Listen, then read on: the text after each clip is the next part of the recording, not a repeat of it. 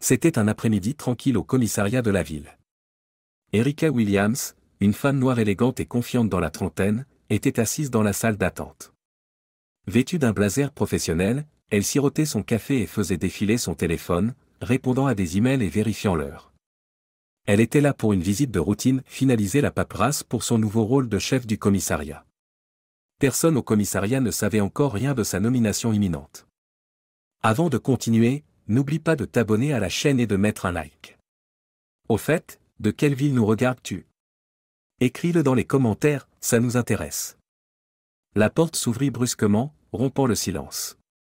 L'officier Daniel Cross, un policier blanc connu pour sa langue acérée et ses opinions sans filtre, entra précipitamment.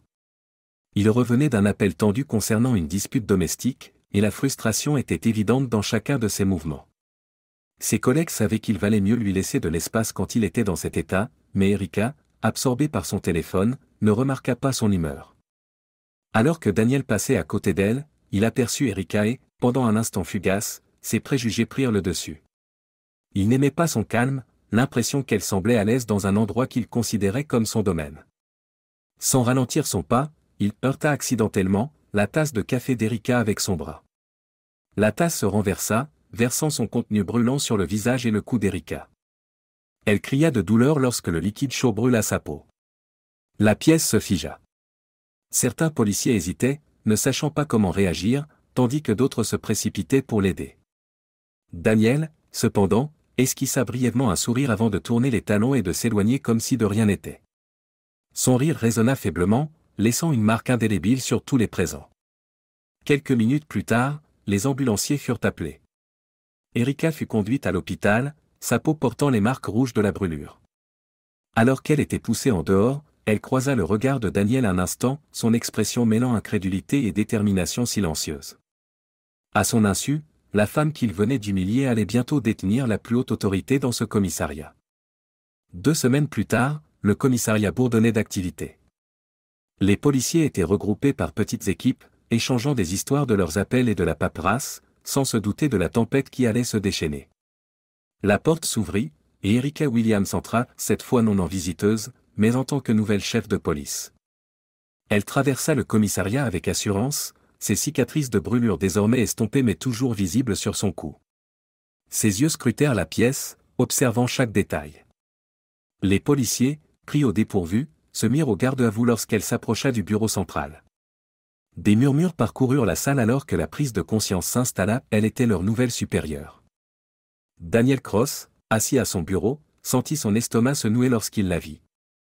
Le sourire qu'il avait esquissé 2 semaines plus tôt avait disparu, remplacé par une sueur froide. Le regard d'Erika se posa brièvement sur lui avant qu'elle ne prenne la parole. Salle de conférence. Maintenant, ordonna-t-elle. Sa voix était ferme, imposant le respect. Les policiers se précipitèrent dans la salle, échappant des regards nerveux. Une fois que tout le monde fut assis, Erika se plaça à la tête de la table. Sans préambule, elle écarta son col, révélant les brûlures estompées sur son cou. La pièce se tut instantanément. Il y a 2 semaines, j'étais ici en tant qu'étrangère, commença-t-elle, son ton calme mais tranchant. Et je suis parti d'ici avec ces cicatrices, pas à cause d'un accident, mais à cause d'un acte délibéré alimenté par des préjugés. Ces mots restèrent lourds dans l'air. Daniel se tortillait mal à l'aise dans sa chaise, son visage pâle. Erika poursuivit, s'adressant non seulement à lui mais à toute l'équipe. C'est un nouveau chapitre pour ce commissariat. Le racisme, la haine et la discrimination n'ont pas leur place ici. Si quelqu'un pense le contraire, je vous suggère de reconsidérer votre carrière. Elle laissa ces mots s'imprégner avant de concentrer son attention directement sur Daniel. Officier Cross, vous devez des excuses à cette équipe et à moi, dit-elle, son ton ne laissant aucune place à la discussion. Daniel, visiblement bouleversé, balbutia, je suis désolé, chef. J'ai agi de manière inappropriée. Cela ne se reproduira plus. Erika hocha la tête mais ne le laissa pas s'en sortir si facilement. Nous verrons bien. Les actions parlent plus fort que les mots. À partir d'aujourd'hui, vous êtes mon nouveau partenaire. Voyons si vous êtes prêt à apprendre ce que signifie un véritable leadership. La pièce resta stupéfaite. Associer Erika à Daniel était une décision audacieuse, mais elle avait un plan. Elle n'était pas là pour punir, elle était là pour montrer l'exemple. Daniel Cross ne passa pas une bonne nuit. L'idée de travailler aux côtés d'Erika Williams le rendait mal à l'aise. Sa culpabilité le rongeait, mais il la masquait par de la défensive.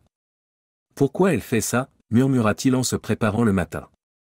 Ce qu'il ignorait, c'est que la décision d'Erika n'était pas liée à la punition, il s'agissait de prouver un point. Leur premier jour en tant que partenaire débuta avec une tension si palpable qu'elle aurait pu être tranchée au couteau. Erika était calme et professionnelle, mais Daniel ressentait tout le poids de son regard silencieux. Leur premier appel ensemble arriva peu après le début de leur service, un vol à main armée en cours dans un petit magasin de proximité. En se dirigeant rapidement vers les lieux, Erika rompit le silence. « Écoute bien. On aborde cela ensemble, on suit le protocole et on garde les civils en sécurité. » Compris. Son ton était ferme mais non hostile. Daniel acquiesça, ne sachant pas trop comment répondre. Lorsqu'ils arrivèrent, le magasin était étrangement calme. Le suspect était toujours à l'intérieur, tenant une jeune caissière en joue. Erika fit un signe à Daniel pour qu'il contourne l'arrière tandis qu'elle approchait prudemment de l'entrée. Grâce à son calme, Erika dirigea la situation comme une professionnelle expérimentée. Sa voix était posée lorsqu'elle s'adressait au suspect, désamorçant la tension étape par étape.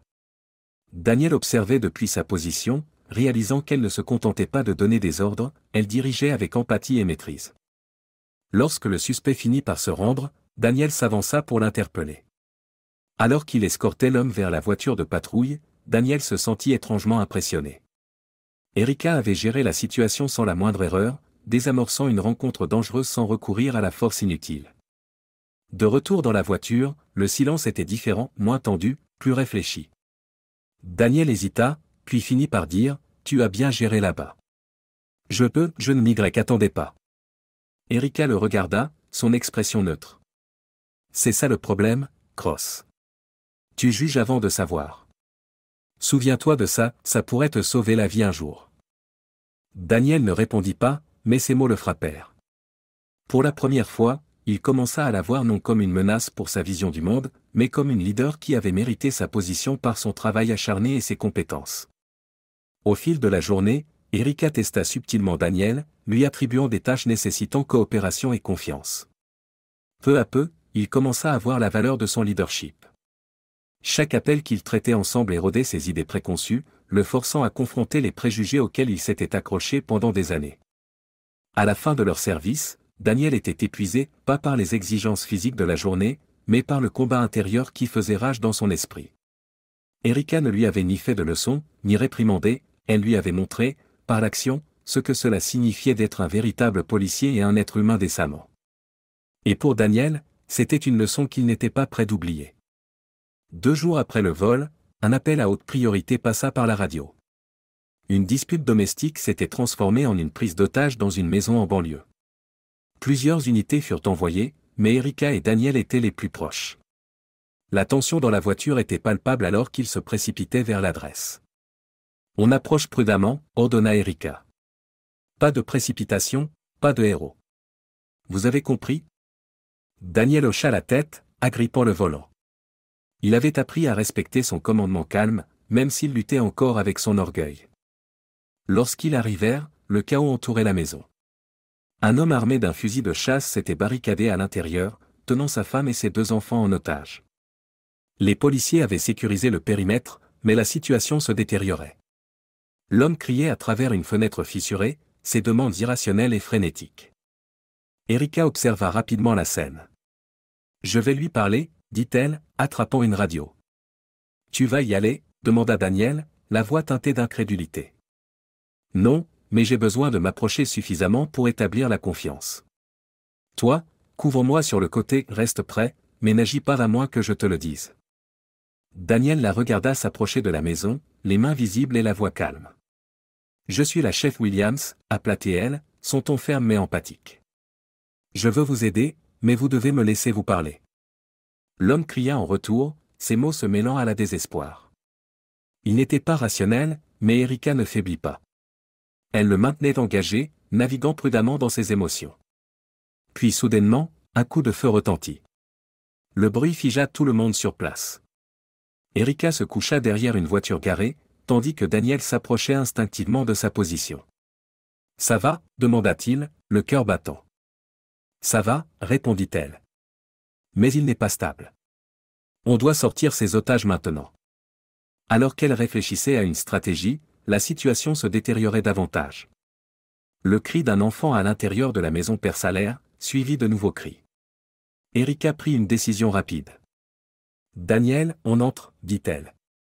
Je vais attirer son attention tandis que tu vas récupérer la famille. Tu les sors, quoi qu'il arrive. Attends, et si? Pas de temps pour les « et si ». Fais-moi confiance. Ils se déplacèrent rapidement, entrant dans la maison par des côtés opposés. À l'intérieur, l'air était lourd de tension. La voix d'Erika portait au-dessus du chaos, maintenant l'homme concentré sur elle alors qu'elle s'approchait lentement. Pendant ce temps, Daniel s'introduisit dans la pièce arrière où les otages étaient regroupés. Les yeux de la mère s'élargirent de terreur lorsqu'il leur fit signe de le suivre discrètement. Il les conduisit dehors par une porte latérale, le cœur battant tandis qu'il entendait les hurlements erratiques de l'homme venant de l'autre pièce. Juste au moment où Daniel mit la famille en sécurité, un second coup de feu résonna à travers la maison. La panique le traversa alors qu'il retournait précipitamment à l'intérieur. Il trouva Erika coincée derrière une table renversée, se tenant le côté. Le suspect avait tiré et avançait maintenant, le fusil tremblant dans ses mains. Sans réfléchir, Daniel s'avança dans la ligne de tir. « Lâchez l'arme !» cria-t-il, son arme pointée sur l'homme. Le suspect hésita, sa prise vacillant lorsqu'il aperçut la détermination dans les yeux de Daniel. Finalement, il baissa le fusil de chasse, s'effondrant à genoux. Les policiers se précipitèrent quelques instants plus tard pour le maîtriser. Daniel se tourna vers Erika, qui était pâle mais consciente. « Tu es touché ?» s'écria-t-il, se mettant à genoux à ses côtés. « Ce n'est qu'une éraflure » murmura-t-elle entre ses dents serrées. « Je vais survivre. » Les paramédics arrivèrent rapidement, et tandis qu'Erika recevait les premiers soins, elle croisa le regard de Daniel. « Tu as bien fait » dit-elle doucement. Pour Daniel, ce moment fut un tournant. Erika avait risqué sa vie, non seulement pour les otages mais aussi pour lui. Elle lui avait fait confiance pour faire sa part, et pour la première fois, il se sentit véritablement digne de cette confiance. Les événements de la situation de prise d'otage avaient bouleversé Daniel jusqu'au plus profond de lui-même. Tandis qu'il attendait dans la salle d'attente de l'hôpital, observant Erika recevoir des soins pour sa blessure, il ne pouvait pas se défaire de l'image d'elle, debout face au danger. Elle lui avait fait confiance quand cela comptait le plus, même s'il lui avait donné toutes les raisons de ne pas le faire. Une infirmière l'appela pour qu'il retourne dans la chambre d'Erika. Elle était assise dans son lit, un bandage sur le côté, son expression calme mais fatiguée. « Tu n'avais pas à rester » dit-elle d'un ton neutre. Daniel secoua la tête. « Je voulais le faire. J'en avais besoin. » Il fit une pause, prenant une profonde inspiration. « Chef. Erika. Je te dois des excuses. Pour tout. Pour le café, le manque de respect, tout ça. » Sa voix était calme, mais sa culpabilité était évidente. « Je t'ai jugé sans te connaître. J'ai laissé mes propres préjugés m'aveugler sur qui tu es vraiment. Et aujourd'hui, tu m'as sauvé. Tu m'as fait confiance alors que je ne le méritais pas. Je ne te remercierai jamais assez pour ça. » Erika l'étudia un moment, son visage impassible. Puis elle hocha la tête. « Excuses acceptées » dit-elle simplement. « Mais les mots ne suffisent pas, Daniel. Ce qui compte, c'est le changement. Si tu as vraiment appris quelque chose de tout ça, montre-le. Sois meilleur. » Il hocha la tête rapidement. « Je le ferai. Je promets. » La pièce tomba dans un silence momentané, puis Erika parla à nouveau. « Tu sais pourquoi je suis resté dans la police malgré tout ce que j'ai affronté ?» Daniel secoua la tête. « Parce que je crois en ce que ce uniforme peut représenter, » dit-elle fermement. « Ce n'est pas une question de pouvoir ou d'autorité. C'est une question de service, de justice, et de protéger ceux qui en ont besoin. Mais cela ne fonctionne que si nous sommes prêts à confronter nos propres défauts individuellement et en tant que système. Je suis ici parce que je veux opérer ce changement de l'intérieur. » Daniel ressentit la portée de ces paroles. Il comprit à quel point sa perspective avait été étroite, comment il avait laissé la haine et l'ignorance obscurcir son jugement.